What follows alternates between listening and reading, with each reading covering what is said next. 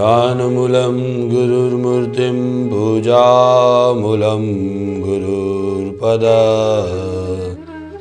मंत्रमूलं गुरुर्वाक्यं मोक्षमूलं गुरुर्कृपा अज्ञानतिमिरान्धस्य ज्ञानाञ्जनशलाकया चक्षुरुन्मिलितं येन तस्मै श्रीगुरवे नमः। मन्नाथ श्री जगन्नाथ मद्गुरु श्री जगद्गुरु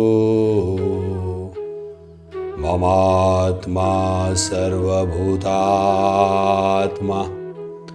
तस्मै श्रीगुरवे नमः।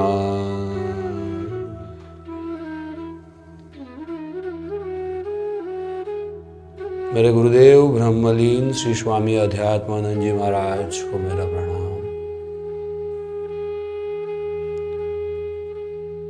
सर्व आध्यात्मिक मुमुक्षुओं को मेरा प्रणाम। तमाम गुरुजनों को, योगी मंडल को मेरा प्रणाम।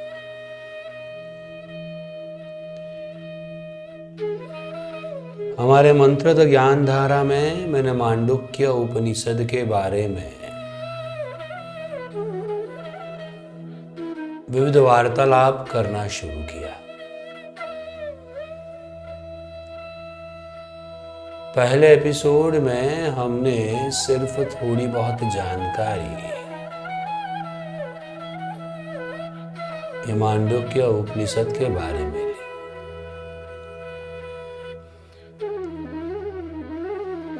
आज बहुत सारी बातें ये मांडुक्य उपनिषद से जुड़ी हुई मैं आपके साथ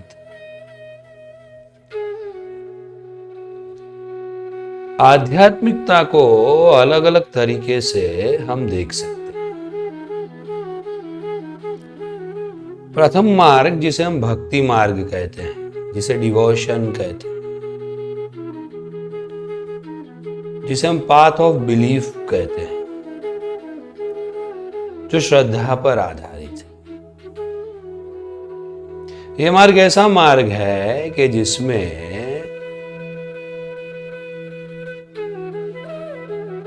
सिर्फ फेथ रखी जाती है और आगे बढ़ा जाता है।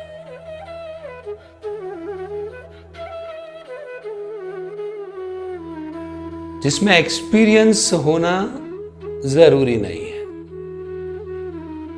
सिर्फ डिवोशन होना जरूरी है। दूसरा मार्ग है जिसे हम योग का मार्ग कहते हैं।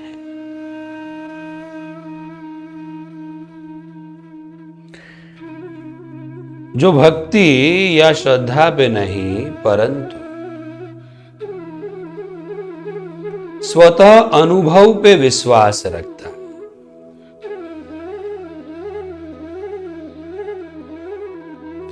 अगर आप योग की बात करें तो मैं ये मानता हूं कि सिर्फ योग बोलने से ही आपको फायदा नहीं होगा। योग शब्द पर श्रद्धा रखने से त्वरित आपको लाभ नहीं होगा। उसके लिए आपको हठ योग करना पड़ेगा, आसन करने पड़ेंगे, प्राणायाम करने पड़ेंगे और ये करते करते आप अनुभव लेंगे, एक्सपीरियंस करेंगे और फिर वो अनुभव से आप आगे बढ़ते जाएंगे। तो प्रथम मार्ग जो भक्ति का मार्ग था उसमें श्रद्धा पे ध्यान दिया जाता है। जो दूसरा मार्ग है, जो योग का मार्ग है, हठ योग का मार्ग है, उसमें आपके स्वतः अनुभव पर ध्यान दिया जाता है। और जो तीसरा मार्ग है जिसे हम ज्ञान मार्ग कहते हैं, जो वेदांत में कहा गया है, जिसे पाथ ऑफ नॉलेज भी कहा जाता है, जो न तो श्रद्धा द्वारा पर्याजित है। ये बात ऐसा है कि जो श्रद्धा में नहीं मानता, न तो स्वतः अनुभव में मानता है, परंतु ये ऐसी चीजों की खोज करता है जो हमारे सामान्य अनुभव में हम रोज बरोज रहते हैं, माने जिससे हम जुड़े हुए हैं, नियमित रूप से करते हैं, लेकिन अनजान है, उसका इन्वेस्टिगेशन करने का काम ज्ञान योग करता है। मांडुक्य उपनिषद की मैं बात शुरू करूं, मांडुक्य उपनिषद में हम जागृत, स्वप्न और सुषुप्ति की बातें करेंगे।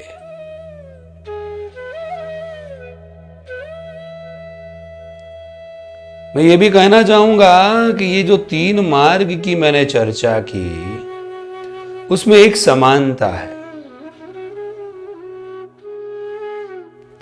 हम तीनों में से कोई भी मार्ग पर चले, अंततः हमें दुख से मुक्ति मिलती है, जिसे हम दुख निवृत्ति कहते हैं।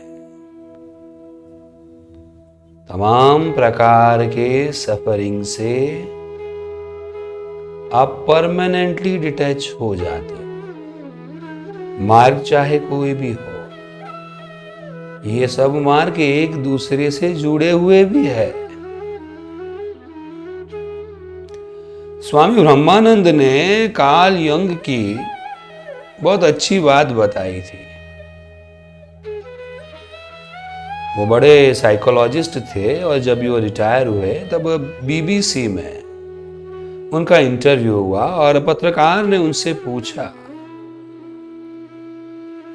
Do you believe in God? Jung ने जवाब दिया, I don't believe in God, I know God. ध्यान से सुनिए, उन्होंने जवाब दिया, I don't believe in God, I know God. There are 2 words. Believe in God, it is a path of bhakti, and hatha yoga, it is a path of belief and path of experience. But I know God, it is a path of knowledge. हम ये उपनिषद द्वारा ज्ञान योग के path of knowledge की बातें करेंगे। प्रश्न ये भी उपस्थित होता है कि ये तीनों मार्ग एक ही जगह पर ले जाते हैं, लेकिन कौन सा मार्ग उचित है? शंकराचार्य एक अद्भुत वेदांती, जिनकी बदौलत हम वेदांत को सही तरीके से पढ़ सकते हैं।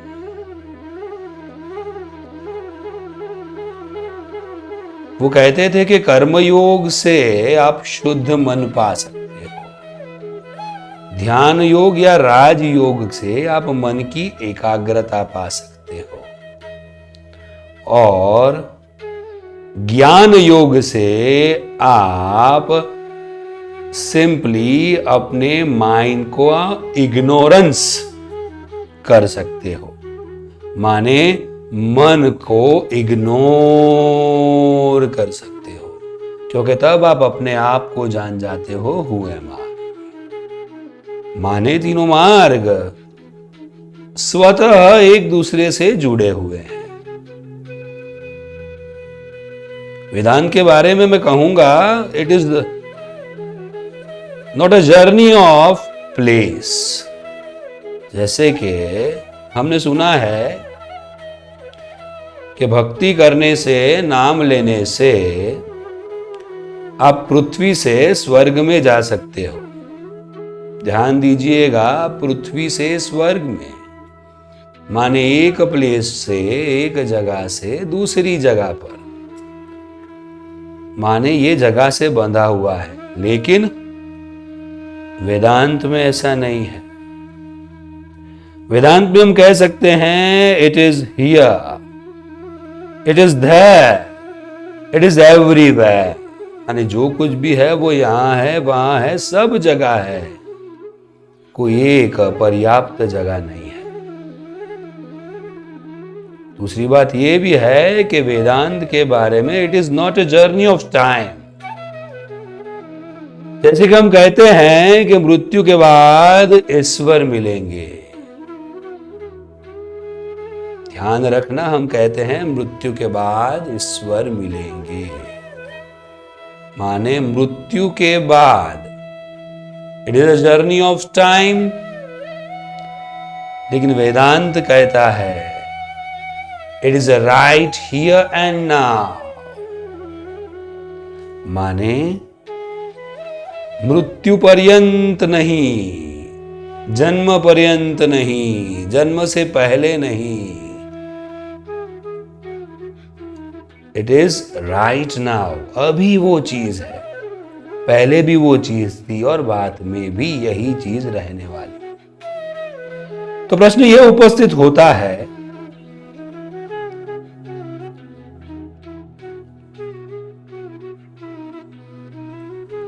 कि ये उपनिषद न तो स्थान से संलग्न है, न तो समय से संलग्न है, तो वो किससे संलग्न है?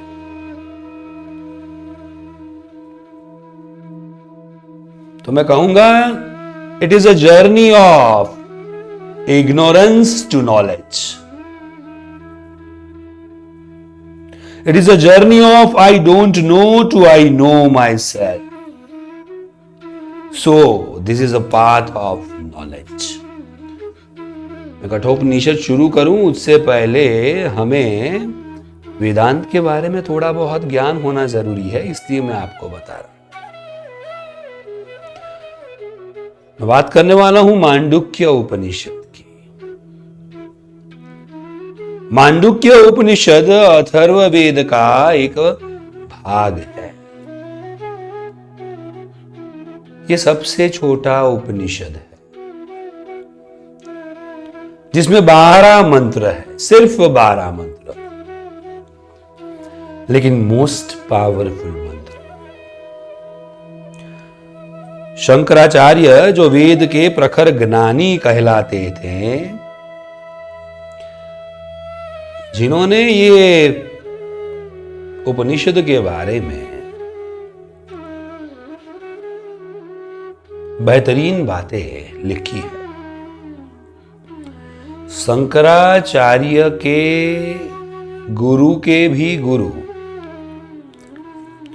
गौड़पाद आचार्य ने खुद मांडुक्य उपनिषद पर बहुत सारी अच्छी कारिकाएं लिखी है।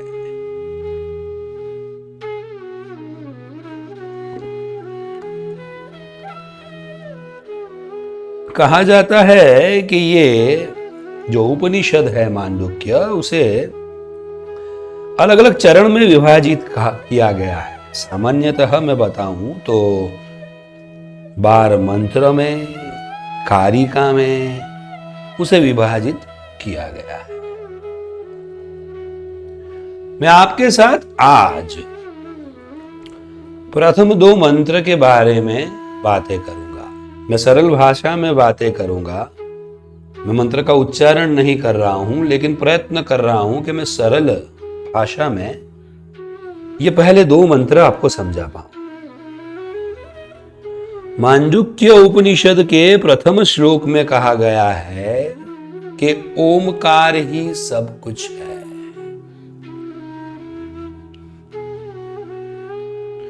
आपको जो दिख रहा है वो ओमकार है,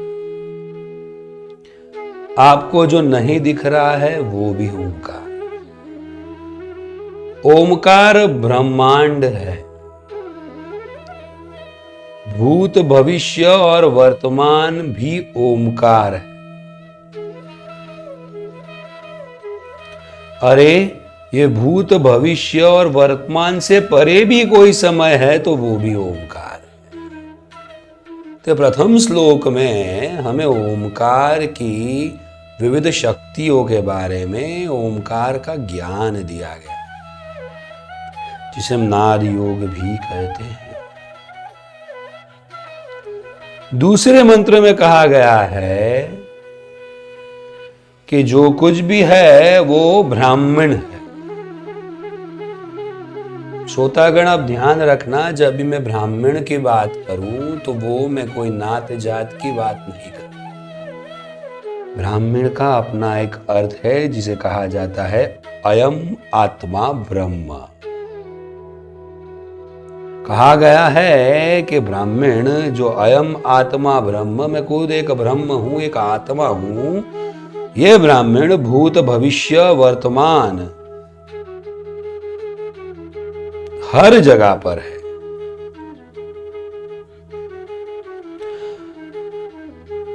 उपनिषद क्या सिखाते हैं? तो उपनिषद ये सिखाते हैं कि कोई भी चीज को तार्किक तरीके से पूछना, जांच करना।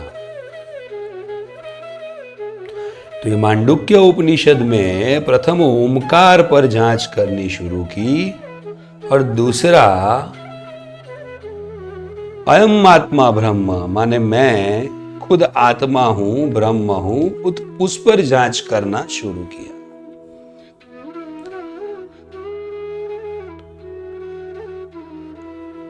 भूत भविष्य वर्तमान ब्रह्मांड सबको जानने के लिए ब्राह्मण को जानना जरूरी है, और ब्राह्मण को जानने के लिए अपने आप को जानना जरूरी है। इसीलिए हम कहते हैं कि हु एम आई, आप कौन हो? कोई नाम, कोई शरीर, आप हो कौन? अपने आप को जानिए। आत्मा को जानने से आप ब्राह्मण को जान सकते हैं, और ब्राह्मण को जानने से आप पूरे ब्रह्मांड को जान सकते हैं। उपनिषद में 4 वाक्यों को महावाक्य कहा गया है। एक छांद योग में तत्वमसि, सबका अर्थ एक ही होता है, तत्वमसि, जो एक महावाक्य है।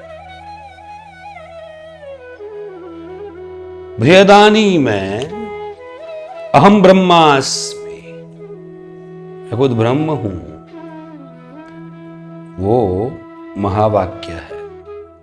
ऐतरेय में प्रज्ञान ब्रह्म कहा गया है, और मांडुक्य उपनिषद में अहम आत्मा ब्रह्म कहा गया है, जिसका मतलब है मेरी आत्मा, मैं खुद ब्रह्म हूं, मैंने मुझको जान लिया है।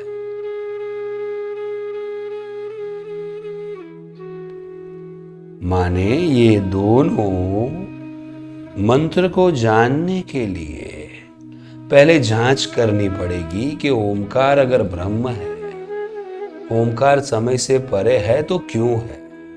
जो कठोपनिषद में ये जांच की गई है, और हमें यह भी जांचना पड़ेगा कि अगर ब्राह्मण है तो ब्राह्मण भी ये सब चीजों से परे क्यों है। कुल 12 मंत्रों में पहले 2 मंत्र में मैंने आपको बताया ओमकार के बारे में और ब्राह्मण के बारे में कहा गया है। मंत्र 3 से 7 में अपने खुद की जांच करने के बारे में बताया गया है, हु एम आई। और 8 से 12 मंत्र में ओमकार के बारे में गहन चर्चा की गई है। तो मांडुक्य उपनिषद में से मैंने आज आपके साथ उपनिषद क्या है और मांडुक्य के पहले 2 श्लोक क्या है वो सरल भाषा में आपके साथ मैंने बातें की। अगले एपिसोड में 3 से 7 मंत्र जो हु एम आई, अहम ब्रह्मास्मि, मैं हूं तो मैं क्यों हूं, इसके बारे में मैं बात करूंगा। तब तक के लिए आपके सहायक मित्र डॉक्टर भाविक स्वादिया को अनुमति दीजिए। सबका शुभ हो, सबका मंगल हो।